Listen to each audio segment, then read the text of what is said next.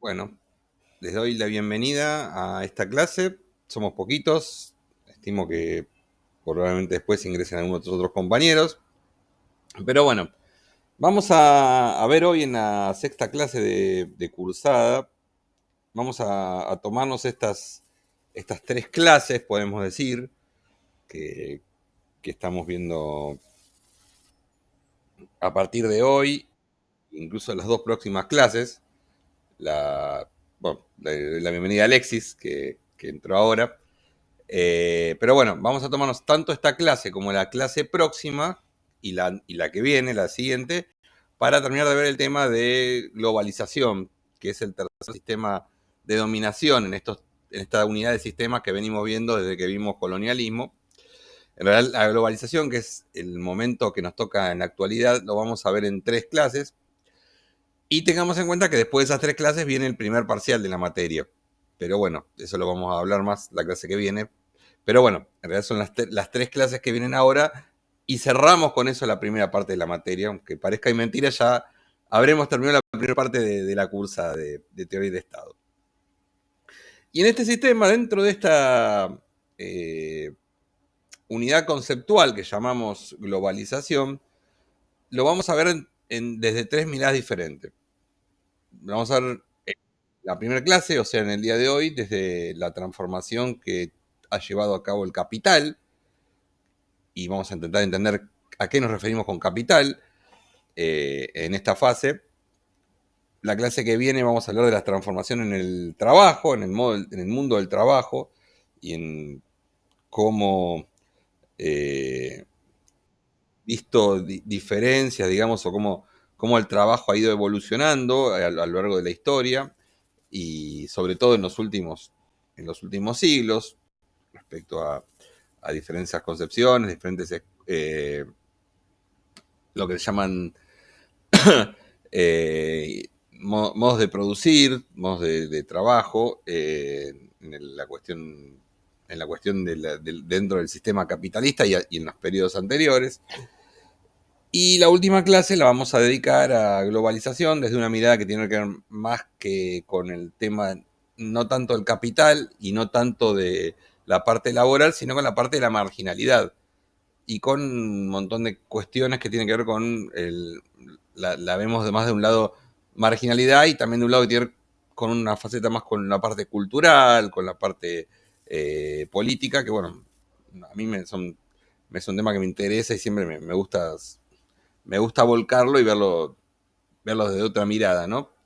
Pero bueno, si bien vamos a tener estas tres clases, hay que decir que las tres clases tienen siempre alguna cosa, es como que entran y salen dentro de las otras dos clases. Son como círculos que tienen muchos puntos de intersección. O sea, no es, bueno, transformación del capital no tiene que ver con la transformación del trabajo, no tiene que ver con la transformación, con la globalización, en tanto marginación, en tanto globalismo cultural. No, creemos que todo involucra un mismo sistema de dominación que tiene muchas aristas, que presenta características disímiles a los distintos sistemas que hemos visto a lo largo de la historia, pero que bueno, nos parece que tienen que ser analizados y tienen que ser analizados, por supuesto, no solo el modo de dominación, las transformaciones, y también, por supuesto, porque es parte de la materia, parte basal de la materia, el concepto de Estado, el concepto del Estado, de cómo tiene que ver, cómo juega el Estado en estos periodos.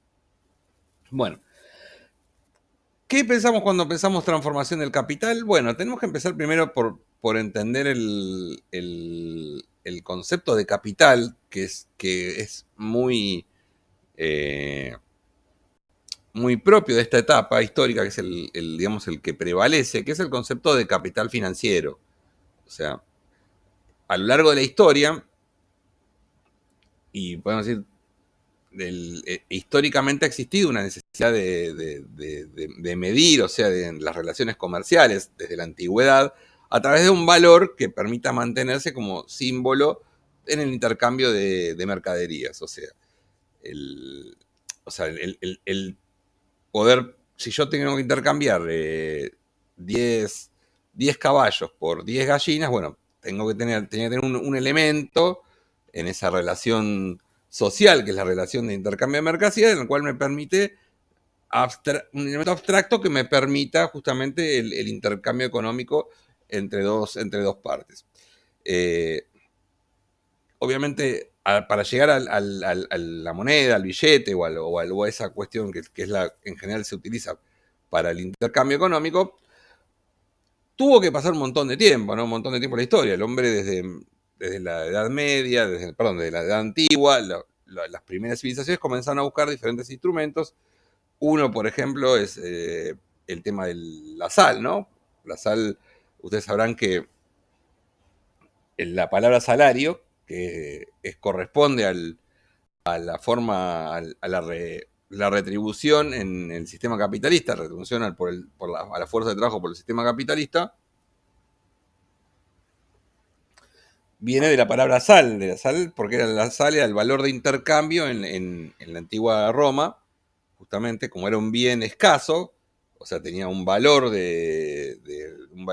económico importante, entonces se podía utilizar como un modo de intercambio. O sea, las legiones romanas, el Imperio Romano le pagaba con sal y era intercambiable por valores de consumo.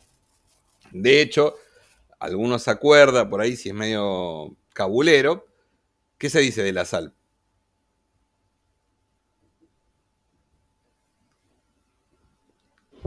Cuando se habla de la sal, por ejemplo, en el nivel... Que no hay que pasarla de mano en mano, ¿era? Claro, Hay que que no hay que apoyarla en pasarla la de mano mesa en mano primero. porque si se cae es una desgracia. Porque justamente en esa época la sal tenía un valor económico, era como arrojar un billete dilapidar plata, ¿no? Entonces, ese es un concepto justamente de la sal, algo que se guardó, digamos que se fue guardando de la historia del ser popular, pero que queda justamente de esa época.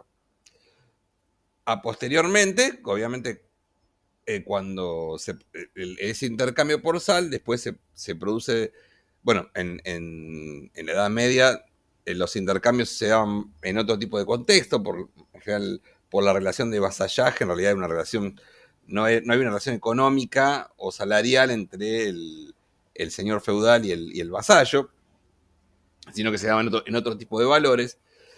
Y posteriormente se empezó a buscar otro tipo de valores para otro tipo de bien para hacer las transacciones.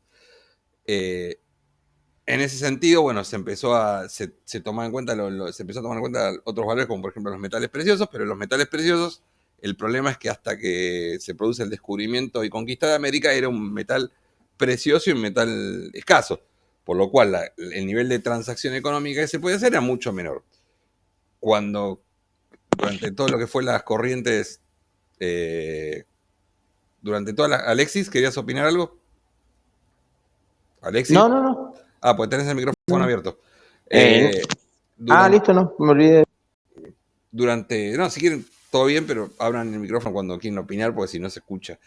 Pero bueno, durante toda la etapa a partir del nacimiento del sistema mundo, como llaman al colonialismo y a las escuelas de pensamiento mercantilistas y a la introducción de metales preciosos por parte del nuevo mundo hacia el viejo mundo europeo, bueno, los metales preciosos comenzó a ser un elemento para el intercambio económico, o sea, un bien utilizado para medir las transacciones económicas.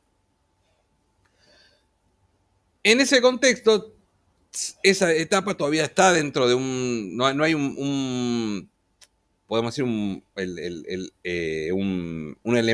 momento, o sea, no hay una cuestión de un valor único de la moneda, y eso recién se modifica en la etapa siguiente, en la etapa imperialista. En la etapa imperialista comienza a regirse por lo que nosotros llamamos como el patrón oro. ¿Qué era el patrón oro? Bueno, ustedes se acordarán, cuando vimos el imperialismo, existía lo que en ese momento emerge como potencia ultramarítima más importante, Inglaterra. Inglaterra no solamente mantiene sus colonias, muchas de sus colonias, sobre todo en Asia y en África, sino que aparte, o en Oceanía, sino que aparte se convierte en el gran agente del imperialismo, de la dominación económica a través del comercio de ultramar. Con lo cual, siendo que hace una gran, digamos, diferencia de balanzas comerciales, vendiendo manufacturas y comprando materias primas, sobre todo a partir del salto de la revolución industrial, se convierte en la primera potencia del mundo y va a durar más o menos un siglo, siendo una indiscutiblemente la primera potencia del mundo. Entonces, como es el país que más metales preciosos va a tener, al menos en esa etapa histórica, lo que va a hacer Inglaterra va a ser imponer el patrón oro. El patrón oro va a ser implicar que todo el dinero que esté circulante tiene su equivalencia, el dinero circulante del mundo, ¿no? Tiene una equivalencia en las reservas de oro que están en el Banco de Londres. O sea, con lo cual se supone, si bien esto no es tan exacto, no es que hay 100 billetes y 100 onzas de oro, sino que es un poquito, está una cuestión estimativa de que no tiene, que puede haber el triple de dinero circulante por ahí, hay un cálculo de cuánto dinero circulante puede haber respecto a reservas, porque salvo que todo el mundo vaya al mismo tiempo a pedir las reservas de oro y fundiese, podía circular así, pero bueno, que había el dinero circulante, tenía una representación en metal precioso, en plata o en oro en las reservas del Banco de Londres. Reservas que, bueno, hoy en día Argentina también se encarga de que sigan nutriéndose, pero bueno, eso es otro tema. Pero bueno, esa situación lo que presenta justamente es que Inglaterra se convierte en, o sea, uno se suponía que un billete de peso argentino, un billete de peso brasilero que circulaba, tenía su correspondencia en una cantidad ínfima de oro o de plata en la Reserva de Londres. Y si yo el día de mañana tenía ese respaldo, por lo cual si yo ese billete lo llevaba a Londres, en todo caso, o mejor dicho, en realidad la equivalencia era el peso o la lira italiana o la moneda española en relación a la libra esterlina y a su vez la libra esterlina en relación con el peso o con el valor en plata o en peso. O sea, yo podía cambiar la moneda mía por una libra esterlina y esa libra esterlina la podía hacer intercambiar por una cantidad de metales preciosos que estaban en el fondo de Londres. Obviamente esto avalado en ese momento por la situación de predominio mundial que tenía Inglaterra, ¿no? Sobre todo a partir, digamos, desde ese predominio duró más o menos un siglo, o un poco más incluso. Desde el fin de las guerras napoleónicas hasta el principio, hasta la primera guerra interimperialista, o sea, hasta 1914, ese dominio de Inglaterra no es algo discutible, el liderazgo que tiene Inglaterra. Eso se modifica obviamente durante las dos guerras interimperialistas, 1914 a 1918, conocida también como Primera Guerra Mundial, o Gran Guerra, y la Segunda Guerra Interimperialista o Segunda Guerra Mundial de 1939 a 1945, cuando se produce tal desbarajuste en la situación en Inglaterra, sobre todo en la Segunda Guerra, pero también en la primera, pues Europa es centro del escenario de dos guerras que dejan saldos de 80 millones de muertos, más o menos, entre las dos guerras, o entre 70 y 80 millones de muertos, más o menos, las economías destruidas y obviamente el poder ya no radica en esa Europa de metrópolis durante el siglo XIX. Emerge un nuevo actor, que ese actor es Estados Unidos. Estados Unidos sobre todo se convierte en la primerísima potencia, primero porque es uno de los dos grandes vencedores de la guerra, si bien no fue el país que mayor luchó contra el nazismo, Hollywood se ha encargado de explicarnos de que es el gran ganador de la Segunda Guerra Mundial. Pero bueno, eso es otra historia, la veremos más en la tercera clase de este ciclo. Pero bueno, Estados Unidos se ve beneficiado porque aparte o sea, no tuvo más allá de Pearl Harbor, que era una base militar que estaba en el sudeste asiático, en la zona de la Polinesia, no participó Estados Unidos en su territorio, por lo cual no tuvo bajas, y aparte se convirtió un poco, una vez terminada la guerra, y una vez firmado las conferencias de Yalta y de Potsdam, en uno de los dos actores fuertes y en el que podía, digamos, frenar el avance del comunismo de la Unión Soviética, que es el otro vencedor. O sea, Estados Unidos, temiendo en ese caso que la mitad del mundo caiga en manos del comunismo, va a ser el principal asistente, auxilio económico para las economías europeas que habían quedado obviamente destruidas, tanto a nivel recursos materiales como recursos humanos. Pensemos la cantidad de muertos que dejó esa guerra.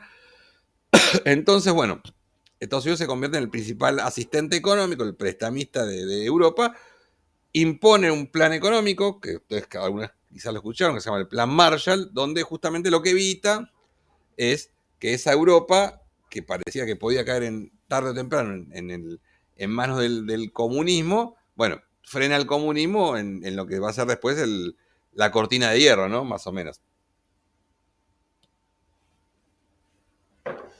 Y firma justamente los famosos acuerdos de Bretton Woods. Los acuerdos de Bretton Woods que van a fijar un poco las nuevas reglas económicas, donde va a ser Estados Unidos justamente el actor predominante. Y con la economía reactivada, con el aparato industrial intacto, porque no ha sufrido la guerra, esa anterior regla de patrón oro que marcaba la hegemonía del Estado del Estado inglés durante un siglo pasa a Estados Unidos. A partir de ese momento, digamos que como Estados Unidos todos los países era acreedor de todos los países europeos, lo que se queda es con un montón de reservas. Las famosas reservas de Fort Knox, que no sé, alguno acá tiene algunos años y le gustan los Far West, las películas del lejano oeste. Fort Knox era históricamente, ¿ahí quién entró? Walter. Bueno, Fort Knox era históricamente el lugar donde se guardaban las reservas de los lingotes de oro que eran, digamos, la garantía del dinero que estaba en circulación. De hecho, las películas del Far West, más o menos de la década del 50, 60, hasta el 60, podemos decir, estaban siempre dadas en cuanto a los grupos de forajidos o de asaltantes que querían ir a robar la reserva del Fort Knox, porque justamente se sabía que el Fort Knox estaba en las reservas americanas. Ahora vamos un poquito más para atrás. Vamos a hablar de estos tres ciclos un poco económicos que existen, porque necesito volver atrás para retomar en este momento. Vamos a pararnos en esta época, en este patrón oro, en este Estados Unidos que justamente domina el mundo económico, acuerdos de Bretton Woods, acuerdos del carbón y del acero, creación del Fondo Monetario Internacional, algo muy importante en ese momento. Estados Unidos crea el Fondo Monetario Internacional, que es importante. Si bien nosotros lo relacionamos en general con la cuestión del capital financiero, siempre el FMI está en los países, sobre todo los países centrales y sobre todo el poder de los países que del gran ganador, al menos de este lado del mundo, de la Segunda Guerra, que fue Estados Unidos. De hecho, Estados Unidos... Profe, consulta. Sí. Te escucho. ¿El Fondo Monetario qué década? ¿Del 40? Más o menos. El Fondo Monetario es más o menos del año 47, 48, se crea más o menos. O sea, se crea bajo la visión, pero es, en principio era un fondo donde los países del fondo, digamos, como que se comprometían a asistirse económicamente dentro de las situaciones que podían llegar a pasar de alguna necesidad de un préstamo. Eso. Y hablo de países, porque aún todavía en el Fondo Monetario está la representación de las naciones, o al menos de las naciones vistas en plena Guerra Fría, ¿no? Estamos en pleno periodo de Guerra Fría, en la cual Estados Unidos era el principal, digamos, el país que más fondos ponía en el Fondo Monetario Internacional. O sea, digamos que era el principal actor, el principal sector y el que tenía un poco el botón de oro, la perilla para decir se le presta tal o no se le presta tal. O sea, en general es el rol muy importante de Estados Unidos porque Estados Unidos obviamente había salido recontra fortalecido esa primera guerra, de esa Segunda Guerra Mundial. Pero bueno, les estaba diciendo justamente, nosotros cuando hablamos del sistema capitalista, y del modo de producción capitalista, podemos plantear 3 etapas históricas. Podemos plantear primero una etapa que es la etapa intraeuropea, o sea, dentro de Europa, que es la que tiene que ver con la aparición de la burguesía. Ya hemos explicado qué es la burguesía, ya hemos explicado que la burguesía no se restringe a hacer al comercio, sino que crea un valor, que crea valor y que aparte se queda a través de la plusvalía, a través de utilizando la plusvalía, con el valor que genera el trabajo de otros. O sea, esa etapa de la burguesía, de la plusvalía, pensemos fines de la Edad Media, principio de la modernidad, es la aparición justamente de ese actor económico dentro del capitalista. El burgués, si bien podemos verlo como un tipo que vive del trabajo de otros, es un tipo que pone la cara, es un tipo que está dentro o sea, no puede desligarse del proceso de creación de riqueza o del proceso de capital productivo. El tipo tiene que laburar, tiene que estar viendo más o menos como controlando el trabajo, arriesga, invierte, paga un salario, invierte en capital muerto, en cambiar las máquinas, todo eso. Con lo cual, está dentro del sistema, toma riesgos el burgués. No estoy haciendo una alegoría a la burguesía, ¿no? O al proceso de explotación, que existía un gran proceso de explotación en esa época. Pensamos que no existían ni leyes laborales ni nada, pero el burgués toma un riesgo. Esa sería la primera etapa. Surgimiento de la plusvalía, acumulación, el análisis marxista, digamos, acumulación de la primitiva de la riqueza a través del trabajo de los otros. La segunda etapa sería la etapa del imperialismo. La etapa del imperialismo, ya dijimos, tiene que ver con una cuestión, con una dominación económica, más que nada, con un sistema de la división internacional del trabajo, en la cual se plantea países que producen manufacturas y que lo que interesa, de acuerdo a lo que decía la teoría ricardiana, es conseguir abaratarle el precio de las materias primas, y sobre todo abaratarle el precio de los alimentos para poder mantener los salarios a nivel bajo y el nivel de productividad a nivel alto. O sea, eso es el planteo justamente del sistema imperialista. Dentro de las relaciones económicas en Europa. Las relaciones en Europa son las relaciones salariales, como ya hemos visto. Pero para eso necesita comprar materias primas a un costo barato donde sea más baratas producirlas. Obviamente, por una cuestión de clima, por una cuestión de condiciones de diferencialidad, de renta diferencial, es mucho más barato producir alimentos en un país como Argentina que producir alimentos en Inglaterra. Pero bueno. División Internacional del Trabajo, ya lo hemos dicho. La clase pasada dijimos que la División Internacional de Trabajo es División Internacional del Trabajo y la producción, y que en realidad el componente de producción hace referencia quizás a lo que produce cada país, y el componente de trabajo tiene una clara carga racista, porque de acuerdo a la raza, de acuerdo al fenotipo, también se lo ata a una forma a un tipo de relación laboral, o ya sea la relación de esclavos, ya sea la relación de servidumbre, ya sea la relación salarial, que es la relación que se guardan los europeos para sus clases trabajadoras. Y una cosa que no dije en la clase pasada, esta división internacional del trabajo existió en el sistema capitalista, pero también existió en el sistema comunista. Si bien fue posteriori, porque tenemos que empezar justamente el sistema imperialista en Europa oriental a partir de lo que es el fin de la Segunda Guerra y cómo queda justamente muchos de los países que estaban en el este de Europa quedan bajo la órbita de la Unión Soviética. Eso también existe, hay un sistema de división de internacional del trabajo. O sea, Rusia, la Unión Soviética como país líder dentro de lo que era el Pacto de Varsovia, más o menos que organiza la producción de trabajo, entonces determinados territorios quedan por ahí porque tienen una mayor tradición, una mayor idiosincrasia, quedan dados para una producción agrícola, y otros sectores, otros países quedan dentro de una idea más de producción de materia de industrialización.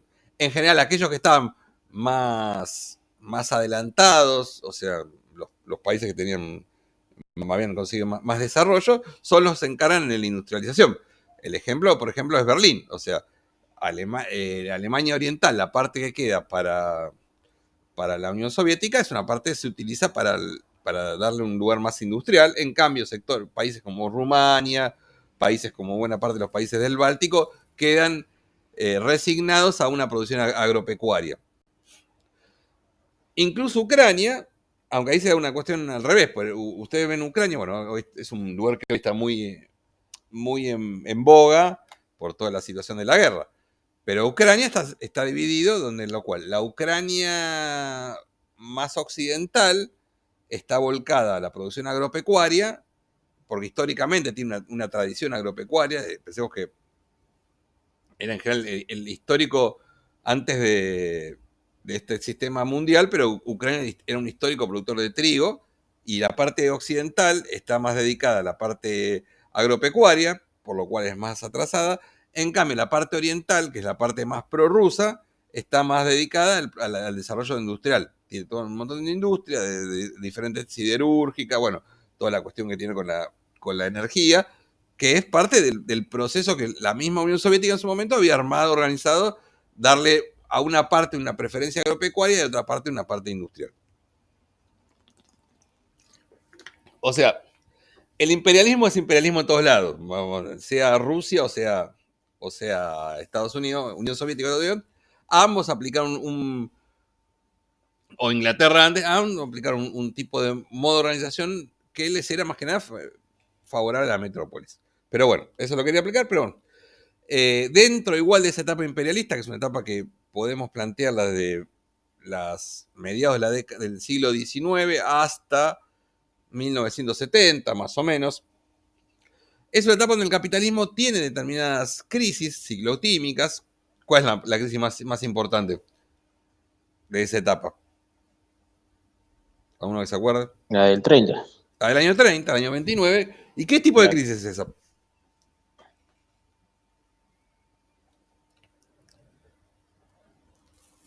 ¿Qué tipo de crisis es esa? ¿Se acuerdan?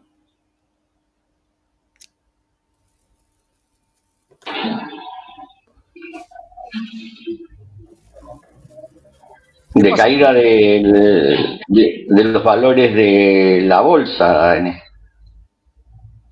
la depreciación. No, pero eso fue digamos, un signo. Pero ¿cuál fue la crisis del año 30? ¿Qué pasó? ¿Alguien se acuerda más o menos? ¿O alguien leyó? Allá de la caída de Wall Street. Pero, ¿por qué se produce la crisis? Mejor dicho. O sea, la caída de la bolsa es un signo de la crisis, o un síntoma de la crisis, pero la crisis se produce por otras cuestiones.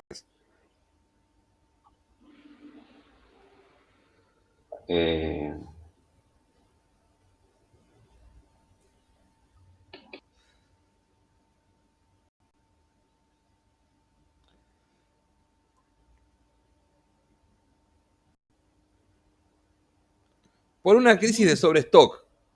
O sea, es una crisis donde lo que estaba, o sea, ya el capitalismo, digamos, había hecho todo el tipo, todavía no existía el consumo masivo en ese caso, entonces ya no había quien venderle más cosas, entonces estaba sobreestoqueado el capitalismo, por lo cual comienza la crisis económica, que desemboca en una depresión durante toda la década del 30. Pero se produce porque justamente no había quien venderle. Entonces el capitalismo, que como explicaba Samir Amin alguna vez, funciona mejor cuanto más ajustado está, cuanto más, digamos, se lo controla, busca una válvula de escape. La válvula de escape es lo que conocemos en ese momento como el estado de bienestar. Las políticas llevadas a cabo, sobre todo, que tiene un teórico que hoy está permanentemente en boga y que se lo suele leer de diferentes formas, en general equivocadamente, que es Keynes. John Maynard Keynes, que era un lord inglés, que estudia cómo hacer para que esa crisis no termine destruyendo el sistema capitalista por el todo. O sea, Keynes no busca un sistema de justicia social o de mejora de la vida, digamos, de ahorro sino que Keynes lo que piensa, para los países centrales, eso es importante, para los países que ya habían alcanzado un desarrollo industrial y tenían, digamos, un cierto, o sea, pensemos principalmente Estados Unidos y Europa, el sistema que él publica en 1936, un libro que se llama Teoría General de la Ocupación, el Interés y el Dinero, en el cual él plantea justamente que lo que hay que hacer es que hay que dinamizar la economía, hay que intentar generar digamos, el interés por consumir, que hay una crisis de empleo, evidentemente, producida por la depresión. Entonces lo que hay que hacer, hay que reactivar la economía a través de una fuerte apoyo estatal. Por ejemplo, es lo que termina siendo la solución que encuentra Keynes en ese momento. Entonces hay una frase de Keynes muy famosa, pensemos, las tasas de desocupación a partir del año 30 llegan en los países centrales alrededor de los 2 dígitos, fácil. O sea, cuando tenés un 20%, 30% desocupado, tenés un problema grave. O sea, la depresión es eso. Creo que sabemos bastante de eso nosotros, pero bueno, la solución de Keynes está pensada para los países centrales.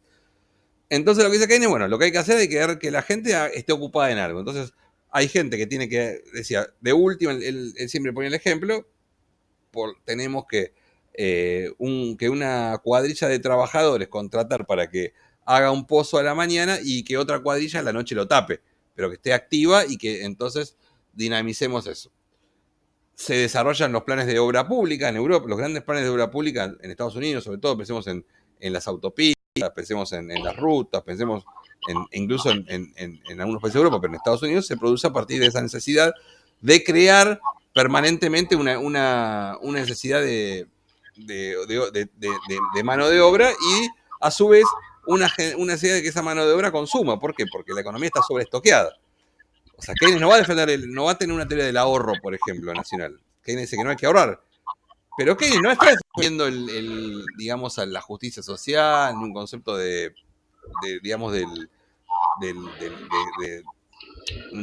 plantea una revolución social, ni nada por el estilo. Él lo que está defendiendo, en cierta forma, es la ganancia del capital. O sea, que las empresas puedan seguir teniendo beneficios y puedan seguir vendiendo. Uno puede decir, bueno, ese capitalismo, aún con todas esas fallas y con esos intereses, es mejor que tener al 90% de la gente marginada del sistema. Bueno, esa es otra discusión.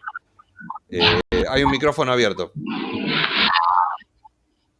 Mariano, ¿querías opinar algo?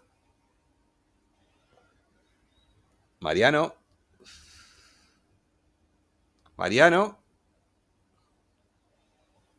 Bueno, pero bueno, justamente esa situación es la que lleva a... Sí, pero se escucha igual el ambiente. Está prendido el ambiente. Bueno. No, pero está habilitado el micrófono, me parece. Ah, no está habilitado, perdón. No, miento. No, están todos apagados. Pero bueno, justamente eso es lo que da justamente esa situación en la cual la política de Keynes está dada justamente para mantener la tasa de ganancia del capitalismo. ¿Cómo? A través de... Tenés un problema, porque estás sobre una crisis de sobreproducción, porque la crisis era en el 29, antes de la crisis de sobreproducción, entonces necesitas que ingrese más gente al sistema de consumo para poder reactivar la economía, para evitar la depresión económica, que hoy en día todavía se sigue analizando y se entiende que el peor elemento, digamos, lo peor que le puede pasar a un sistema económico es la depresión económica. Aunque algunos todavía lo vean como algo jocoso. No, por un montón de situaciones. De hecho, los planes de obra pública se llevan a cabo para eso. Ustedes en un país, bueno, Argentina puede ser un ejemplo del 2024, vos das de baja el Estado como lugar de desarrollo de planes de obras públicas y tenés una depresión terrible como tenés hoy, por ejemplo, en el sector de la construcción. O sea, pero bueno, eso es la crítica que le hacen muchas escuelas después al keynesianismo, ¿no? Pero bueno, el keynesianismo se plantea en eso. A su vez, ya una vez que termina la Segunda Guerra Mundial y se produce esa nueva reconstrucción y se van a producir hasta a partir del año 1945 hasta 1973, podemos decir, la década, la era de oro del capitalismo, se produce también lo que es el estado de bienestar, con lo cual el intento de estado de bienestar antes que nada, sobre todo para los países centrales, pensemos, no está pensado para los países periféricos, por más que uno puede pensarlo en algunas políticas, en algunos países como puede ser Argentina o sobre todo en la época del peronismo. La idea en los países centrales es el estado de bienestar como una forma de mantener los niveles de consumo altos justamente para que el capitalismo se pueda seguir manteniendo. Tiene un costado económico y tiene un costado político también, porque estamos hablando de que del otro lado tenías la Unión Soviética y lo que estaban evitando era justamente que esos países terminen cayendo en el modelo comunista. Ese modelo imperialista en la década del 70 comienza a demostrar sus limitaciones, sus crisis económicas. La crisis económica comienza así mismo en los países centrales y empieza en Estados Unidos. ¿Cuándo empieza en Estados Unidos? Bueno, en la década del 60 Estados Unidos, que había durante los primeros 15 años, 20 años, post Segunda Guerra Mundial, teniendo tasas de crecimiento alta, pleno empleo y superávit comercial, comienzan a tener una serie de años de déficit de la balanza comercial. Sobre todo a partir de lo que es en la década del 60 la guerra de Vietnam. La guerra de Vietnam, como toda aventura militar, genera un montón de gasto, porque es el gasto armamentístico. Estados Unidos redobla su gasto armamentístico, y a su vez comienza a tener deuda con otras naciones. Ya la balanza comercial no es favorable, sino que comienza a ser deficitaria. Sobre todo en el año 67 es deficitaria. En el año 68 asume un gobierno republicano en plena guerra de Vietnam, que es el de Nixon, y Nixon firma el Acuerdo de Kingston. El Acuerdo de Kingston de 1968 implica que Estados Unidos va a abandonar el patrón dólar. O sea, ya no va a garantizar que por todo el dinero circulante del mundo estén las reservas en Fort Knox que lo estén cubriendo. ¿Y qué vale el dólar? Y el dólar vale lo que dicen los americanos que valen.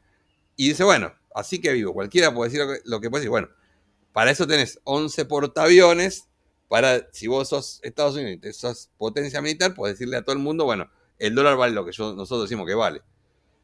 Sin que esa plata tenga valor con los valores, digamos, con las reales reservas que tengas en el de oro. ¿Se va entendiendo lo que estoy diciendo?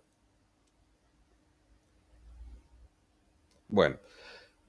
Y entramos entonces a partir de la década del 70 en la tercera etapa del capitalismo, que es una etapa donde ya no necesariamente la relación entre el capital productivo y el capital financiero, o mejor dicho, que el capital financiero deja de ser un auxiliar del capital productivo. Hasta la década del 70 los bancos en realidad funcionaban como lugares de crédito. Un industrial fabricaba, entonces iba al banco y pedía un crédito. O sea, era una asistencia del sistema financiero al sistema capital, al sistema productivo. O sea, vos necesitas, el capitalismo funciona de esa forma, o sea, funciona a través de la inversión para bajar los costos. Entonces, yo soy un industrial, quiero bajar los costos de producción para que mis productos aumentar la productividad y bajar el costo para poder mantener las tasas de ganancia. Bueno, entonces iba al banco y pedía un crédito para comprar maquinarias y con eso, invirtiendo ahí, conseguía bajar los costos de producción. No se invierte para subir los costos de producción, se invierte para bajar los costos de producción y bajar los precios, bajar el valor de los costos. O al menos el sistema debería funcionar así, que a veces no funciona así por las propias imperfecciones que tiene el sistema. Pero se supone que si yo invierto, voy a bajar el costo de producción y van a bajar los precios cuando venden en el mercado. Por lo cual voy a poder competir en mejores condiciones con aquellos que no pueden invertir y no pueden mejorar sus costos de producción. Bueno, esto comienza a cambiar a partir de la década del 70. Ya a partir de ustedes, si uno ve y lo vemos hoy en día con los índices de la bolsa. Cuando uno compara hasta la década del 70, digamos, la bolsa era algo secundario, podemos decir, y los valores de la bolsa iban en relación más o menos paralela con el Producto Bruto Interno, o sea, con lo que se producía dentro de un país, con el valor del trabajo producido. A partir de la década del 70, y sobre todo mucho más claro en adelante, mientras se va a mantener más o menos en una línea más o menos bastante similar el Producto Bruto, o sea, la producción, con algunos picos y algunas bajas, pero más o menos un nivel parejo. Lo que vemos con los valores de la bolsa es que las curvas de suba son mucho mayores que las que es el Producto Bruto. O sea, ¿qué significa eso? Bueno, que evidentemente el capital financiero ya tiene una autonomía respecto al capital productivo. Ya no necesita del capital productivo, ya el capital deja de necesitar del capital. El capital financiero, a diferencia del capital productivo, que necesitaba del burgués primero y del industrial después para que produzca, que ponga, que ponga el cuerpo, ya no necesita reproducirse a través de la producción de bienes y servicios. O sea, es como que los bienes y servicios son, irían más o menos una línea más o menos bastante pareja. En cambio, el capital financiero es mucho más alto, es mucho mayor lo que va creciendo. O sea, hay una volatilidad de la cuestión financiera en la cual ya no tienen el mismo nivel capital financiero que capital productivo. O sea, el capital financiero consigue una autonomía respecto al capital productivo. Incluso ya no solamente termina siendo esta hipertrofia del capital financiero, termina siendo pernicioso para el capital productivo. O sea, ya no necesita el capital financiero que la producción de bienes y servicios sea alta para poder reproducirse y obtener beneficios para algunos actores sociales. No, ya incluso se convierte hasta en un elemento, es como las células cancerígenas que pueden tener. O sea, se convierte en una metástasis del capital productivo al capital financiero. Cambia el rol del capital que era un asistente para el crecimiento del capital financiero a un capital que termina destruyendo ese capital productivo. O sea, eso es interesante para entender ese proceso de evolución y el proceso de autonomía. O sea, hay una autonomía por parte del capital financiero sobre el capital productivo.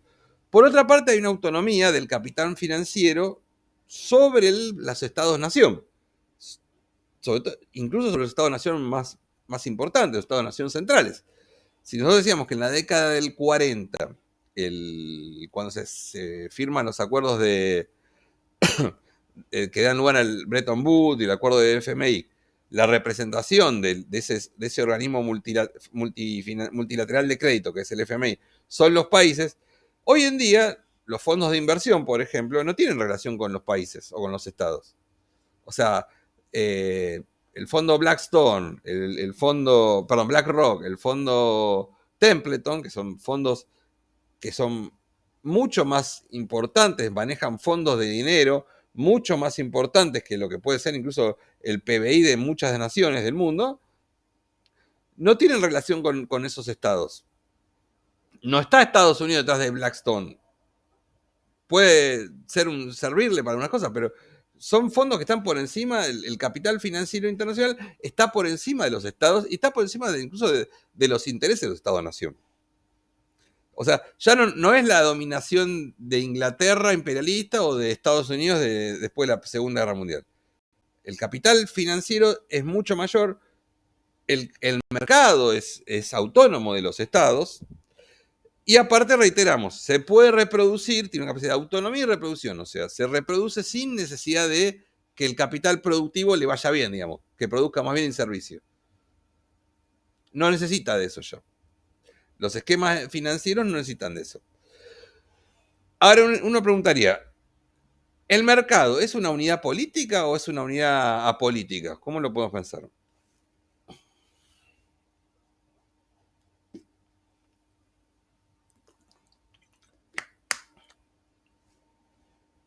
Apuesten, no estamos, no. Ahora, el mercado en estos, estamos hablando década del 70. No, el mercado actualmente. Pensemos el mercado a partir de este nuevo modelo. Globalizado y es. Sí, el mercado como esa política, 100%. No sé si es apolítico, porque si fuera apolítico implicaría que en realidad las decisiones de mercado son absolutamente imparciales y absolutamente, digamos, solamente se dan O sea, el pensamiento de que el mercado sería político, por ahí podemos pensarlo más en una época como, por ejemplo, en el pensamiento de la mano invisible del mercado que pensaban los liberales como Adam Smith. O sea, el mercado es político porque tiene sus propios intereses. O sea, lo que no es, no tiene un asentamiento territorial. Plantea nosotros siempre usamos una dicotomía. Hablamos de una sociedad sin poder y un poder sin sociedad. No hay un centro ya. Es algo que está mucho más en el aire. No tiene asentamiento territorial. O sea, hay un análisis que hacía hace unos años atrás un pensador rosarino, que ya lo mencioné anteriormente, Gulo Amoedo, que él planteaba la diferencia entre los estados-nación y el mercado con su principal base, que es el capital global financiero, como una relación entre lo que eran las unidades políticas, lo que llaman las UPSAT y las UPCAT. Los estados-nación serían unidades políticas con asentamiento territorial. O sea, pensando en el concepto, es la vieja organización, modo de organizar políticamente un territorio que viene desde la antigüedad, desde antes, por supuesto, que existe el Estado. Ahí te dejo. En cambio, la UPSAT, o sea, unidades políticas sin asentamiento territorial, serían los mercados y sería el capital global financiero, que funciona casi como esos grupos que eran nómades que se dedican a la rapiña, al saqueo. O sea, no tenían un lugar, digamos, se basaban en invadir a otros y, digamos, sacarle las ganancias. No tiene un asentamiento territorial. O sea, por eso el mercado no es que deja de ser político. Pues eso hay que pensar que el mercado se dan las cosas solamente por obra y gracia de la mano invisible del mercado, y no porque hay una necesidad política. Lo que no tiene es asentamiento territorial. Obviamente, no tener asentamiento territorial implica que tampoco tenga mucho interés soberano o intereses nacionales. El mercado no defiende intereses nacionales. Si mañana al mercado le conviene que producir en un mercado emergente, o le conviene producir en China, o le conviene producir en Singapur, no está perseguido un interés nacional. Pero bueno, si el interés le da más ganancia a eso, lo beneficia a eso. Los capitales globales, la famosa inversión extranjera indirecta, que son los capitales fugaces, funcionan así, fluctúan de acuerdo a dónde hay un interés. Y si, por ejemplo, Estados Unidos mañana baja, como pasó hace poco, esta semana, las tasas de interés, que el tesoro decide bajar la tasa, y bueno, ese capital por ahí se va a ir a un mercado emergente que paga mejores tasas, hasta que se reponga eso. Estados Unidos, vamos a subir un poco la tasa de interés y esos capitales vuelvan para ahí. Porque entre ganar 5 en un mercado que se puede caer y ganar 3 en un mercado que se puede mantener, digamos, se puede mantener otra estabilidad, van a ganar 3 ahí. Pero si la diferencia es de 1 a 10, y bueno, son capitales fugaces, van a inversiones de corto plazo, a países, por ejemplo, países periféricos, o mal llamados periféricos. De hecho, ustedes se acordarán, si los que tienen algunos años, todo lo que fueron las crisis, sobre todo a partir de la década del 90. Las crisis en general que nosotros conocíamos todo por alguna bebida alcohólica, ¿no? El efecto tequila, el efecto vodka en Rusia, por ejemplo, era el efecto ese. A partir de la caída del muro de Berlín, del consenso de Washington, a principios de la década del 90, un montón de capitales que estaban en el mundo iban a mercados emergentes porque les pagaban mucha tasa de interés por inversiones fugaces de corto alcance. En general, no volcadas no eran inversiones, digamos, extranjeras directas, volcadas a la producción de bienes y servicios, sino a la timba financiera. Bueno, esas inversiones, que al día de hoy todavía las seguimos viendo, ni hablar en nuestro país, bueno, cuando Estados Unidos dice, bueno, levanta un poco, aumenta la tasa de interés del tesoro, huyen de los mercados emergentes a un mercado más seguro. Y así es que se produjeron todas las crisis, sobre todo a partir de la década, o sea, a partir de medio de la década del 90, todas las crisis que se están produciendo son consecuencia de esa política de apertura a la inversión extranjera indirecta, a los capitales fugaces, que planteaban los países emergentes, obviamente, que, digamos, se peleaban entre ellos a ver quién le da mejores condiciones al capital especulativo para que se instale en ese lugar. sin pensar si después ese capital se va y se va y queda en otra cosa. Hay un ejemplo, ahora te dejo, Alejandro, déjame explico. Hay un ejemplo que ustedes por ahí se acuerdan, que es el del fondo Excel. ¿Alguien se acuerda del fondo Excel? Década de fines del 90. Sí, Pharmacity era. No, Pharmacity no existía todavía. No, ese es otro fondo. Ese es el fondo de... No. El fondo Excel era un fondo que lo manejaba un uruguayo que se llamaba Juan Navarro, que el tipo era no era el dueño de los capitales. El tipo juntaba capitales, algunos obviamente, como todo fondo de inversión, había capitales, digamos, en blanco y un montón de capitales que, bueno, mejor no preguntar de qué espurios o de lugares non santos para preguntar, porque en general la mayoría de los capitales que están en los fondos de inversión, muchos de los capitales provienen del tráfico de armas, del tráfico de drogas, de la trata de personas. O sea, no son justamente fondos de la economía, de las economías más legítimas, sino que están justamente, se utilizan para blanquearse dentro de esos capitales. Se mezcla todo. Una vez que mezclar el capital legal con el capital ilegal, y nadie anda preguntándose mucho. Pero bueno, el fondo Excel lo que hacía era compraba empresas. Compró, me acuerdo en esa época, había comprado Musimundo, compró Habana, de los alfajores, gerenciaba el Club Quilmes, no sé si alguno es de Quilmes o del fútbol, pero se acuerda del gerenciamiento de Quilmes. Y en general la mayoría de las empresas que compraban, las compraba las empresas, y no le importaba que la empresa produjese. De hecho, la mayoría de las empresas que compró las terminó dejando, o las quebró, las dejó al borde de la quiebra. Porque en realidad lo que le importaba era, compraba la empresa y, obviamente, ante una compra ante un rumor de compra, suben las acciones de esa empresa, subía la acción de la empresa, repartía dividendos y después no le interesaba el proceso de producción. Si la empresa se fundía, bueno, ya el negocio lo había hecho. O sea, si la empresa la compraba y la empresa la quebraba, no le importaba, porque el negocio que hacía era en el reparto de dividendos por la suba de acciones. O sea, todo algo, un gran globo financiero que no tenía relación con la producción, con el tipo de producción. O sea, no le interesaba a Excel vender el triple a Fajó de Sabana, o que Quilmes ascienda a Primera División y gane a Libertadores, voy a poner ejemplo futbolístico, o que Musimundo venda el triple de CDs. El negocio justamente estaba en cómo esa burbuja financiera aumentaba a partir del rumor de venta, de la compra de acciones, y después, bueno, una vez que paga dividendo, chau, nos vemos en Disney. Ahora después sigo, Alejandro, querías dar una opinión.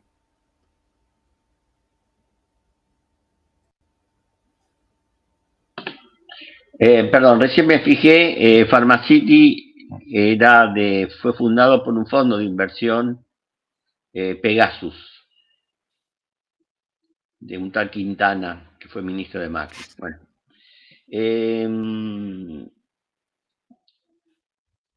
quería decir lo siguiente, estos fondos de inversión, que para mí no se refieren a una cuestión política, de modo tal que pueden ir hoy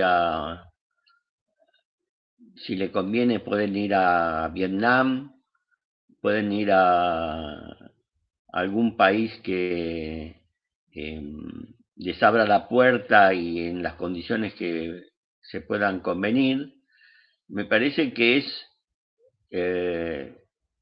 un supraestado, ¿sí? En los que, como vos sí expresás, no tiene un asentamiento físico como una definición de Estado, pero se mueven con estos fondos, el conjunto de estos fondos.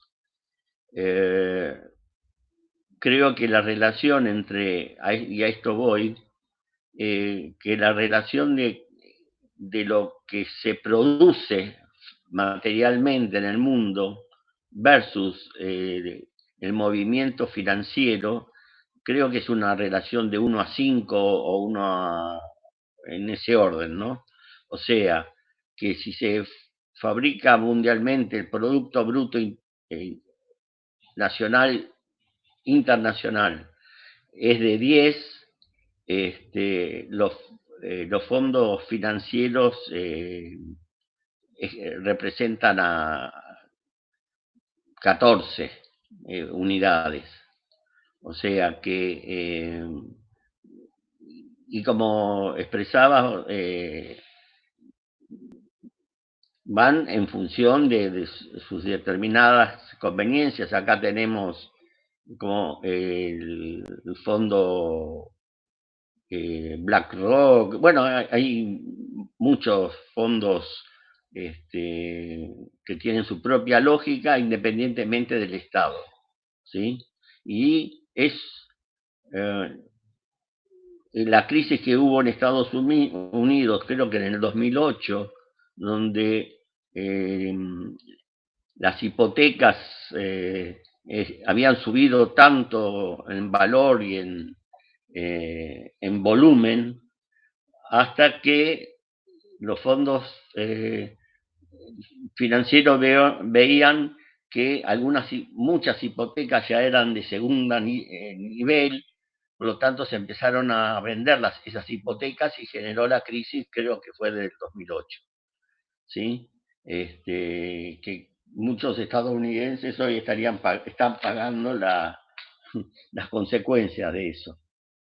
O sea, ellos invierten no necesariamente en los países poderosamente los países capitalistas, sino o cuidan un Estado, sino invierten donde, como expresabas, en donde más le conviene, y en el momento, y con todos sus estudios de viabilidad, representan huyen, entran, como están haciendo hoy acá, les permite el gobierno, ingresan a la compra o en plazos fijos, hacen la bicicleta, en algún momento, en un mes consiguen lo que en otro lugar podrían conseguir en un año. En algún momento levantarán, venderán los dólares los dólares que tienen, y bueno, nos quedamos con el culo para arriba después. Hacen lo que es la bicicleta, ¿no? Sí, igual, a con ver, los intereses que pagan. particularmente, a ver, no sé si en este momento es así tanto en Argentina. Porque en Argentina lo que tenés en este momento es la restricción para la ingreso y salida de divisas. De hecho, el gran problema hoy es que justamente ni siquiera las inversiones, digamos, a gran escala que Es cierto. el gobierno Sí, perdón. quiere convencer que entran, no entran porque justamente existe lo que se conoce como el cepo. O sea, por Sí, ahí está bien. no es, o sea, quizás es el objetivo del gobierno, pero ni siquiera ese objetivo está logrando. De hecho, hoy, hoy cuando fue Milei a Estados Unidos, que les planteó que el cepo lo va a levantar cuando la inflación sea 0 puntos, con lo cual no tiene mucho que ver, si se me permite la metáfora, el culo con la llovizna. Los tipos dijeron, no voy a poner plata en un país y no la voy a poder sacar, porque Capital justamente lo que quiere es eso, sacar la plata cuando quiere, cuando le conviene. Justamente el capital financiero funciona así. Si vos, o sea, la clase pasada hemos cuestionado, por ejemplo, el desarrollismo, incluso un montón, pero el desarrollismo, o sea, el tipo que pone una fábrica acá trae, y bueno, no es tan fácil desarmar todo un día al otro. En cambio, el capital financiero, el tipo que compra bonos de la deuda y después lo saca y ya está, no tiene, o pone plata en la famosa carry trade y todas esas cosas, no tiene esas cuestiones. Lo de la crisis de Estados Unidos está bueno que planteaste, eso siempre lo planteamos, que es la famosa crisis de la subprime, de las hipotecas basura, justamente.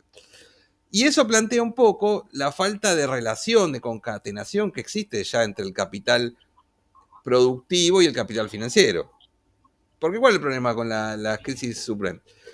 En un momento se liberaba la cuestión y se le daban, eso creo que fue sobre el fin del gobierno de Bush, me parece.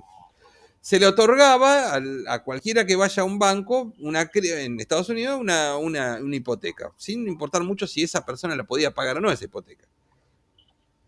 Y al que en realidad el negocio no estaba en la hipoteca que le das, porque el tipo posiblemente después no iba a poder pagar la hipoteca, por eso era de baja calidad, sino en que después era contratar, el tipo contrataba, el que daba la hipoteca contrataba un seguro, con lo cual, en caso de que no le paguen, el seguro le iba a pagar. O sea, y a su vez ese seguro contrataba un seguro mayor, ¿no? Bueno, esa situación terminó en la quiebra de un banco de inversiones de lo más importante del mundo, que es el Lehman Brothers. Porque finalmente algo parecido pasó en España también, ¿no? En esa época. Pero bueno, porque el sistema económico, y ese fue un sistema económico, una crisis digamos, en el centro del capital financiero, en los Estados Unidos. Ya es cuando la crisis llega hasta el punto, digamos, donde, hasta el punto neurálgico. En general, lo que intenta el capitalismo es que la crisis no llegue hasta el centro, que se quede en la metrópolis. Nosotros, es como un globo. ¿Viste cuando tenés un globo, inflas un globo y el globo después de un momento se tiende a desinflar, después de un tiempo? Bueno, ¿qué haces para conservar el globo? Bueno, lo que haces, por ejemplo, es le haces un nudito al globo y pinchás ese nudito. Entonces, él concentra más el aire en lo que quedó dentro de lo que no pinchaste. O sea, la política de capital financiero, como el capitalismo es ciclotímico, tiene sus vaivenes, su ciclo de suba y de baja, tiende a, en todo caso, sacrificar a algún actor secundario para que la crisis no llegue al centro. Si querés pensar, Argentina 2001 es un ejemplo. Grecia 2004 es otro ejemplo, ¿no? Bueno, Grecia, hemos hablado en la primera clase, será la cuna de la civilización europea, la democracia, pero cuando hubo que sacrificar para que la crisis no llegue, o sea, los mayores acreedores de Grecia eran los bancos alemanes. Para que la crisis no llegue al sistema, porque si los bancos, o sea, como decimos siempre, si vos le des un poco de plata al banco, el problema es tuyo. Pero si vos le des mucha plata al banco y no le vas a poder pagar, el problema ya es del banco. Bueno, el ajuste que hacen con Grecia, que es durísimo, yo me tocó estar en Grecia hace unos años de visita, y te contaba, hablás en inglés, y la gente te contaba la situación, cómo se cayó todo allá por el 2004, 2005, porque lo que hicieron fue sacrificar a Grecia, que es, recordemos, es Europa, pero es un costadito de Europa, ya cerca de Asia, para no tener que sacrificar, digamos, al sistema global financiero en total. De hecho, bueno, la crisis griega siguió varios años más. Cuando en 2016 o 15 gana una fuerza política más o menos progresista que se llamaba Syriza, ¿se acordarán? Syriza, sí, me acuerdo. Syriza lo que hace es llama un referéndum para decidir si se le va a pagar la deuda, si se va a honrar la deuda con la Comunidad Europea, y sobre todo con lo que es la Comunidad Europea, eso es fácil, con los bancos alemanes, o si no van a pagar la deuda porque no tienen para pagar. Pensemos que los países europeos que ingresaron al mercado común no tienen la posibilidad de emitir plata. O sea, están atados al euro, que es la moneda, no pueden emitir plata y pagar con eso. Lo que te queda hacer es un ajuste drástico, como hizo en su momento Grecia, que vendió hasta todo su servicio público, vendió todo lo que era la joya del Estado, la joya de la abuela griega, o no pagar la deuda. Bueno, el referéndum sale, no pagamos la deuda. Dice, bueno, no estamos... ¿Qué hace el gobierno en ese caso? Va y termina incumpliendo su promesa de campaña, es decir, algo así como no pagaremos la deuda sobre nuestros muertos, y terminar aceptando, resignándose. Va a perder igual las elecciones, o sea, demuestra que finalmente no, y termina en la pelea, en la guerra, se va del gobierno el ministro de Economía griego, un tipo que es bastante interesante para leerlo, Varoufakis se llama, creo Varoufakis se llama, me sale el nombre, ahí les busco el nombre.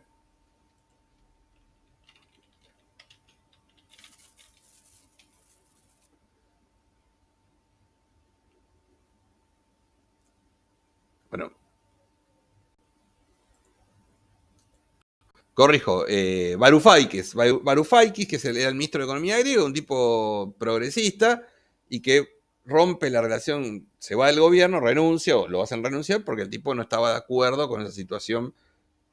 Él decía no, que no había que pagar hasta al menos o pedir un plazo mayor o ver o hasta salir de la Comunidad Europea, pero bueno, que no se podía seguir haciendo un ajuste drástico. Bueno, Varoufakis deja el gobierno griego de Syriza, creo que era Tsipras el presidente o el primer ministro griego.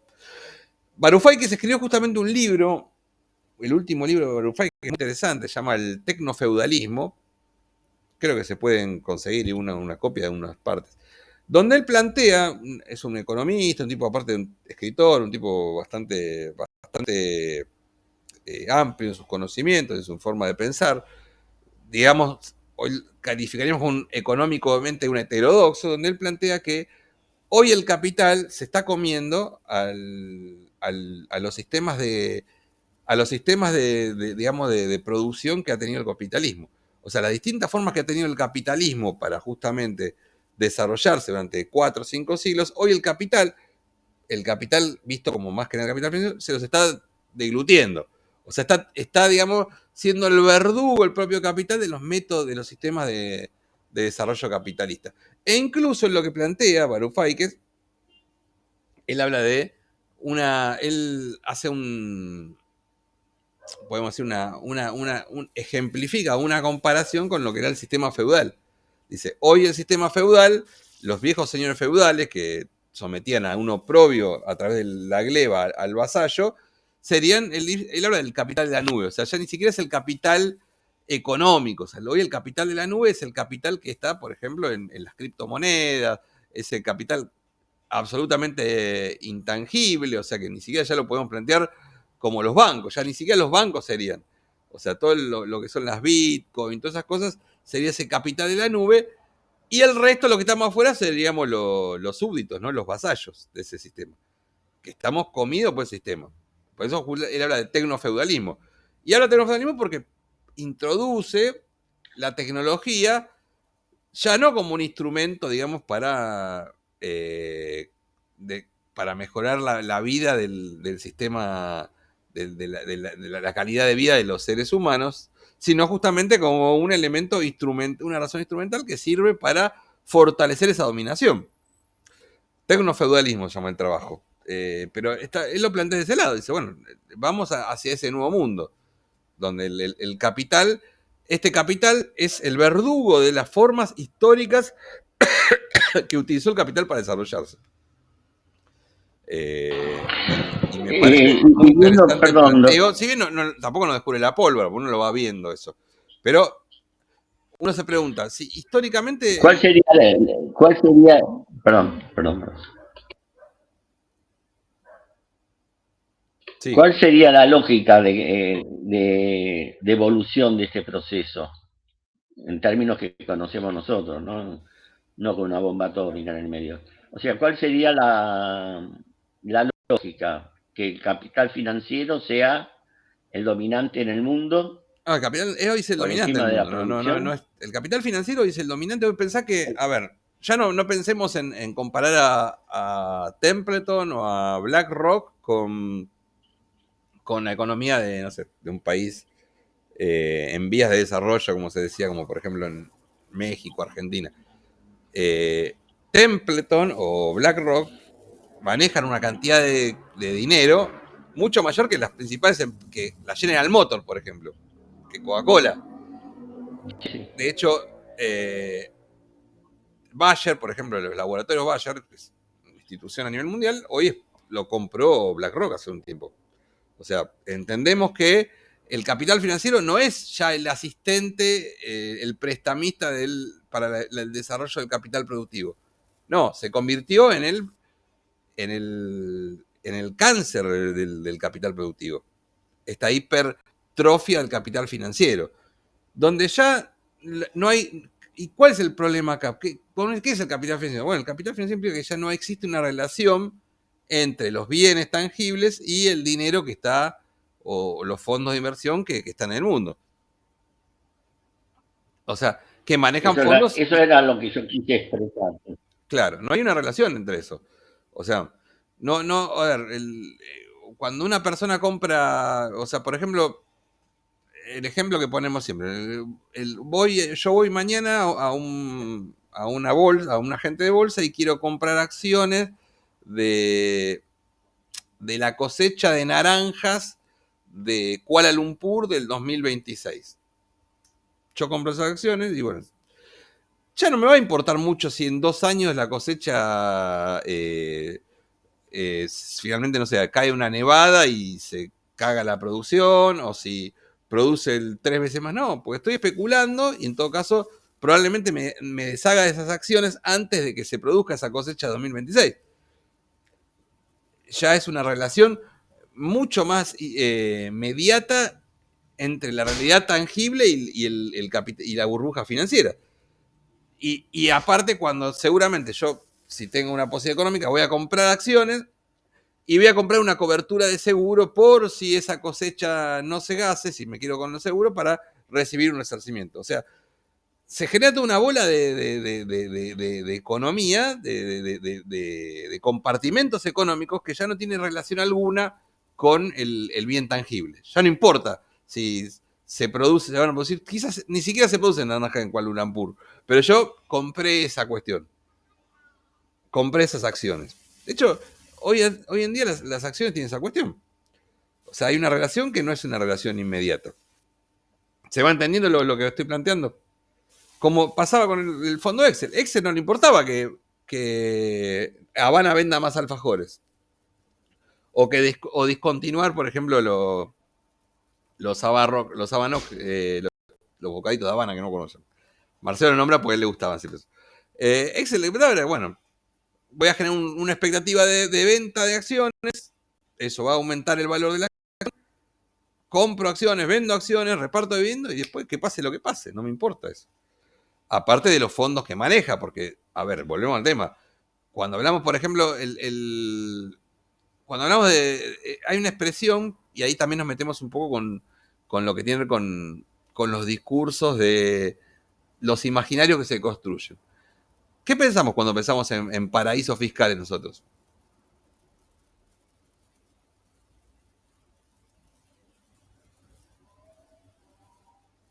Se fueron todos. ¿Qué pensamos en un paraíso fiscal? ¿Qué es un paraíso fiscal para nosotros?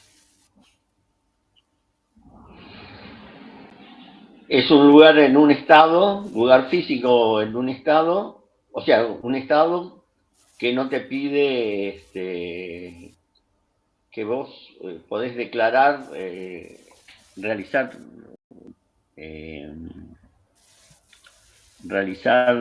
movimientos financieros sin preguntarte el origen, por ejemplo, bueno, sin pero pagar impuestos. A eso es lo que voy, pero son no, o sea, ¿por qué hablamos de paraísos fiscales y no hablamos de guaridas fiscales? Si son guaridas fiscales. O sea, el estado de Delaware no es un... Pero porque nosotros nos hacemos la idea, cuando pensamos en Belice, pensamos en un montón de estados en Barbados, en un montón de estados sobre todo del Caribe, pensamos paraísos fiscales y hacemos la idea de el tipo con el coco, los árboles, o sea, la playa, lo vemos muy así la cuestión. O sea, a ver, bueno, vos explicaste Delaware, el estado de Delaware en Estados Unidos es un paraíso fiscal. O una guarida fiscal. Pero hacemos una imagen del paraíso fiscal un poquito, digamos, no me acuerdo cómo se llama el otro país. Bueno, Panamá, ¿no? Los famosos Panama Papers, también Panamá funciona como un paraíso fiscal. Pero nosotros justamente lo planteamos el paraíso fiscal como un lugar, digamos, paradisíaco, ¿no? Las Islas Caimán, ahí está. ¿Cuál era las que decía que había ido la nata que dijo que iba a ir Cristina? No era Caimán, ¿no? No me acuerdo cuál era. Seychelles. Ahí está. Así las Seychelles. Sí, o sea, esa idea del paraíso fiscal. No nos preguntamos qué plata es la que se va por el paraíso fiscal. ¿Y qué es la plata? La plata del lavado de droga, del lavado de... No toda la plata, de la corrupción a alto nivel.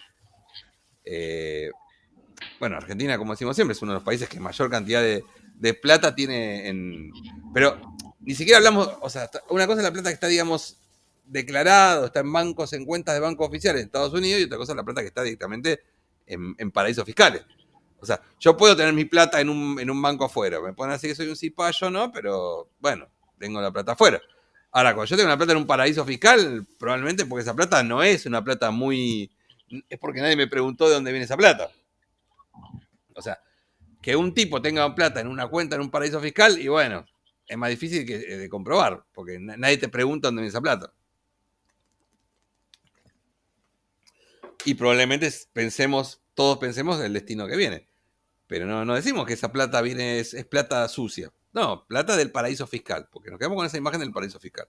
O sea, es parte de esa mirada que se hace de determinados lugares, que se los suele poner, se les da una cierta angelización. Como hablábamos de dólar blue. El blue, uno pasa de dólar blue y hablamos, parece que fuera una cosa medio... un producto, no sé, de alto nivel, de ABC1, de alta gama. ¿Por qué decimos dólar blue? Decimos dólar informal, basado en general también en un montón de cuestiones que tienen que ver con las cuevas, con actividades non santas, con plata no declarada. Bueno, es parte de esa mirada que se suele vender de los medios de determinados actores, así como se estigmatiza un montón de cuestiones se las pone en un lugar casi se los convencionaliza. Todos hablamos de dólar blue, hablamos de paraísos fiscales, todo un lenguaje que aparece. Hablamos del modelo. ¿Cuál es el modelo? Si pensamos en la década del 70, este modelo de neoliberal, esta revolución neoliberal, este modelo de ajuste del Estado, de esquema económico, de apertura de mercados. ¿Dónde lo podemos ubicar? ¿En qué lugar lo podemos ubicar?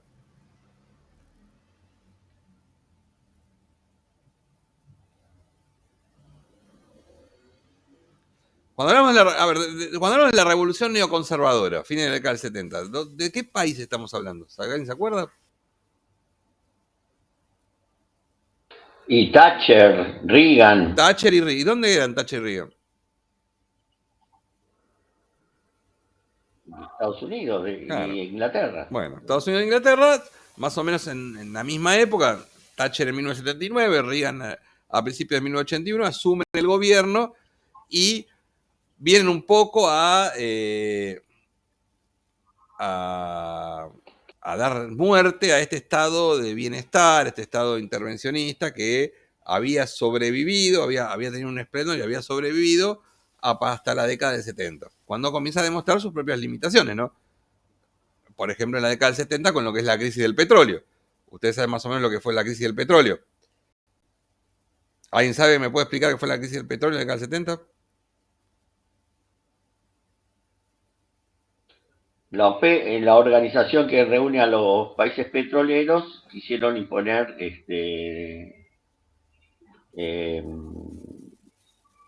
manejarse con sus propios valores, digamos, sí, o sea, de producción. Termina la guerra de Yom Kippur, donde Israel, con el apoyo de Estados Unidos, vence a los países árabes, y los países árabes deciden formar la OPEP, la Organización de Países Productores de Petróleo, y dicen, bueno, primero deciden cerrarle el grifo a la venta de petróleo. O sea, decís, los tipos viven del petróleo, producen, bueno, pero te cierro el grifo a una industria, a una Europa industrializada, basada justamente en el petróleo, porque el petróleo no es solamente el combustible, todo lo que hace el desarrollo de la energía para la industria, hasta el nylon, por ejemplo, si queremos buscar, hasta el material con lo que salen los discos, se hacía con petróleo. No existía ni siquiera los yacimientos de energía no convencional, la energía eólica. Era el mundo de la década del 70 era mucho más dependiente de la producción de petróleo que la actualidad. La actualidad todavía sí sigue siendo dependiente del petróleo, pues la principal energía, tenemos otras variantes, energía eólica o energía termonuclear, pero en la década del 70 el petróleo era la base del desarrollo industrial. Lo primero que hacen es cierran el grifo de venta de petróleo, con lo cual toda la economía se encarece un montón. O sea, inmediatamente cuando lo abren, el barril del petróleo, si estaba, no sé, a $10, pasó a estar a $70, lo cual eso termina finalmente en los valores económicos, en justamente se terminan trasladando a la economía. O sea, la economía comienza a perder niveles de productividad, comienza a perder niveles de competitividad y comienza a ser imposible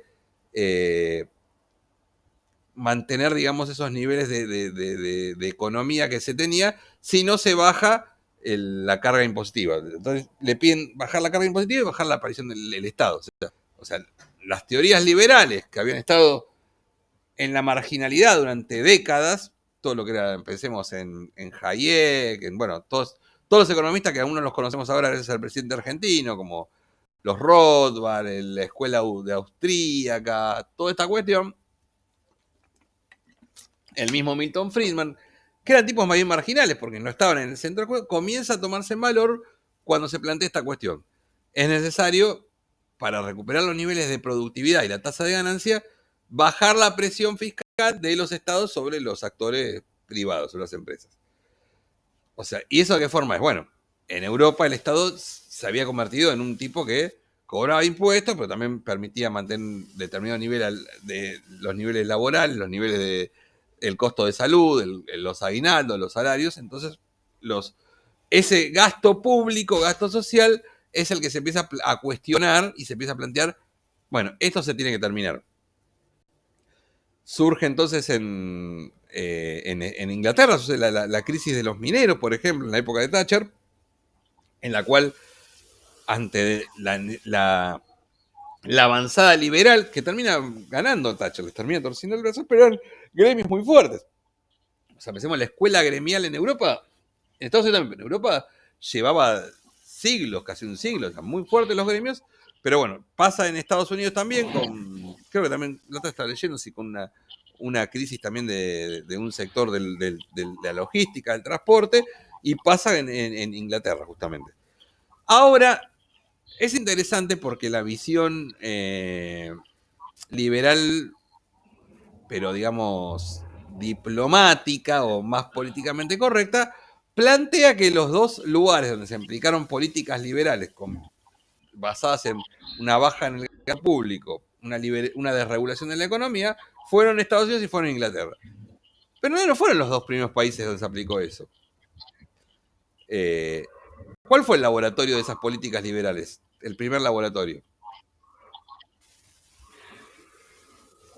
Chile.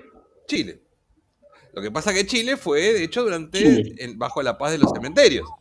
O sea, las políticas monetaristas, liberales, económicas, se llevan a cabo durante la dictadura de Augusto Pinochet. Como no estaba bien visto para los liberales, entonces, a veces, a algunos no les importa nada, pero de hecho, alguna vez Milton Friedman dijo es preferible una dictadura con libertad económica que una democracia con poca libertad económica. De hecho, no tenían tantos pruritos, pero bueno, bajo la paz de los cementerios, bajo la persecución política, es que Chile lleva a cabo el plan de liberalización de la economía. Acercan a los tipos de los economistas, jóvenes economistas que venían de las clases familiares chilenas que se habían educado en Chicago, en la escuela de Chicago, y los chicos de los Chicago Boys llevan a cabo las políticas económicas. Reitero, bajo la paz de los cementerios. O sea, porque no bajo, digamos, una plena convencimiento de los sectores populares de que esa política puede llevar a cabo. Algo así pasó en Argentina, pero bueno, ya Argentina ya es un ejemplo posterior, de 1976. Pero el caso de Chile es el lugar donde supuestamente se llevaron a cabo esas políticas que aún hoy se sigue planteando que fueron políticas exitosas. El discurso liberal sigue planteando que Chile consiguió o sea, la modernización de Chile se consiguió bajo estas políticas liberales con todas las falencias que tuvieron, ¿no? Porque si uno piensa en los niveles de pobreza y de desigualdad que tiene Chile, si uno piensa en el fracaso del sistema de lo que nosotros conocemos como las AFJP, que ya fue las AFP, creo que se llamaban, que el sistema de retiros, de fondos de retiro, que terminó que la mitad de la población chilena no tenía los aportes para jubilarse, ¿no? Pero bueno, eso fue parte del modelo del liberalismo llevado a cabo. Viejas recetas que cada tanto vemos que se vuelven a actualizar, se vuelven a mantener, se vuelven a convencernos. Pero bueno, ese es el caso de Chile. Chile llevó a cabo eso. Lo único que no hizo Chile, Pero podemos reconocerle para eso se necesita, perdón, para eso se necesita cierta, iba a decir complicidad, pero no sé, no es el término, cierta benevolencia de parte del pueblo, ¿no? Aceptar esas consecuencias. Y un pueblo que ha sido modelado para esas, y acepta como algo normal esas políticas. Hoy a mismo ver, siguen en Chile sí, podemos haciendo eso. discutir qué benevolencia, o sea, en realidad dentro de un ciclo de represión y desaparición de personas, ¿no? Sí, obviamente tuvo el apoyo de los sectores Fue menos que en Argentina. El golpe chileno fue menos cruento que en Argentina. Más o menos. El golpe chileno no fue... No. El golpe en sí no fue menos cruento que el de Argentina. De hecho, si vos pensás hasta el golpe de Estado, fue más cruento el de Chile. Se bombardeó el Palacio de la Moneda. Después, bueno, sí, a otro nivel podemos discutirlo, pero el golpe de Estado en Chile fue un golpe y aparte fue hecho, digamos, en pleno año 73, hecho, digamos, incluso sirvió, si bien hubo desapariciones, todo, para que el golpe de Estado en Argentina se hiciese, digamos, con otro tipo con más, digamos, sotoboche, podemos plantearlo. Porque el golpe de Estado en Chile fue sanguinario. El golpe. El golpe en Chile llegó hasta el bombardeo de Plaza Mayo y el asesinato o suicidio, depende de cómo lo veamos, de Allende. Lo cual, plantear eso es plantearlo también desde otro nivel. Pero bueno, se llevó a cabo, o sea, ¿qué gremio iba a protestar por las condiciones de vida en Chile cambiando si te estaban desapareciendo, no? O sea, por eso no es que se hace bajo, digamos, con el convencimiento popular. Sí hubo una clase alta chilena que está convencida del golpe. De hecho, la sociedad chilena sigue mucho más polarizada que la Argentina. Si han estado en Chile, sabrán que la sociedad chilena, hay un sector grande de la sociedad chilena que sigue respondiendo, no como acá, que es medio fantasmeada, sigue siendo absolutamente pinochetista, defiende el pinochetismo y cree que Pinochet frenó el comunismo en Chile. Y aparte, esa cuestión de que incluso se planteó que el proceso económico en Chile fue exitoso. Eso fue algo que no lo estoy diciendo yo, estoy diciendo que pudieron digamos, galvanizar en la sociedad y en la opinión pública que en Chile se llevó a cabo un proceso liberal exitoso. Muy discutible, pero bueno, muchos se lo siguen planteando, ¿sí, no? De hecho, a Chile se lo suele poner como modelo de país. Pero bueno, a lo que iba igual es a eso. Lo que sí en Argentina particularmente, lo que tuvo el proceso cívico-militar, y podemos decir el proceso de disciplinamiento de las fuerzas sociales, y de los primeros, digamos, las primeras disciplinamientos de las fuerzas sociales, podemos decir que podemos incluso hasta plantearlo a partir del año 75 con el Rodrigazo, con las diferencias con lo que fue la dictadura cívico-militar, es que cambió el régimen de acumulación en Argentina. El régimen de acumulación económica desde la década del 30 más o menos, incluso antes del peronismo, con el proceso de industrialización que lleva a cabo por necesidad, no por convicción, la oligarquía argentina, el famoso Plan Pinedo, hasta el año 76 es un modelo de mercado interno y de sustitución de importaciones. Con una industrialización llevada a cabo con mayor o menor entusiasmo por los sectores dominantes, pero ese modelo es el modelo que se mantiene en Argentina hasta el año 76. El famoso, si uno se pone en peronista, diría las chimeneas de Perón, que son las que vinieron a tirar abajo la dictadura cívico-militar.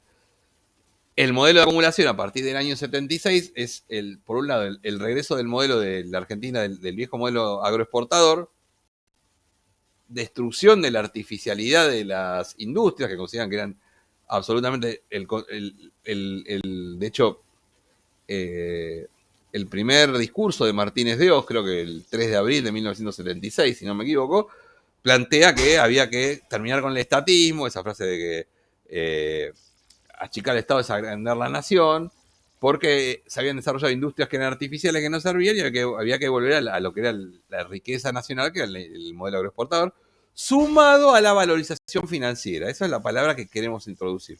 Valorización financiera es un término que lo introdujo un economista argentino, vive todavía, se llama Eduardo Basualdo, que creo que está en Claxo, me parece que es, que lo que plantea es eso justamente, Basualdo.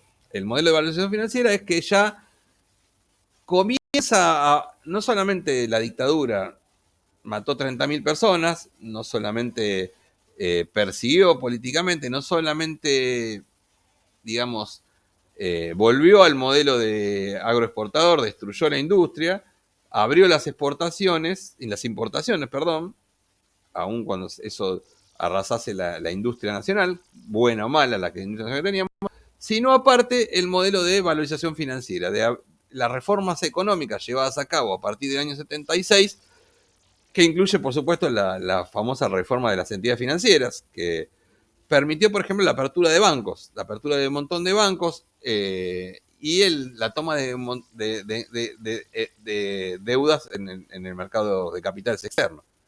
La deuda, si uno ve lo que era la deuda de 7.000 millones de dólares, creo que tenía en el año 75 Argentina, cuando cae el gobierno de María Estela Martínez de Perón, y lo compara con los 38.000 que dejó la dictadura, es porque Argentina ingresa en ese modelo económico de valorización financiera. ¿Cuál es la película? A ver, alguno que tenga un par de años, ¿cuál es la película argentina que mejor muestra eso?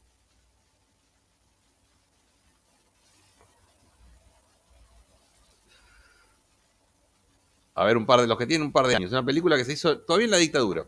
Plata Dulce, muy bien. Plata Dulce es una película... Plata Dulce. Plata Dulce, por eso. Creo que es el año 82 la película. La película que muestra, el tipo es un tipo que fabrica inodoro, que tiene un socio que fabrica inodoro, y que medio como que va viendo que se le está, ya con la apertura de importaciones, ya el negocio de fabricar inodoros deja de ser rentable, encuentra un amigo suyo de la secundaria, el tipo manejaba una mesa de mesa de dinero, y lo pone, el tipo empieza a entender o creer que el negocio es ese, es la guita líquida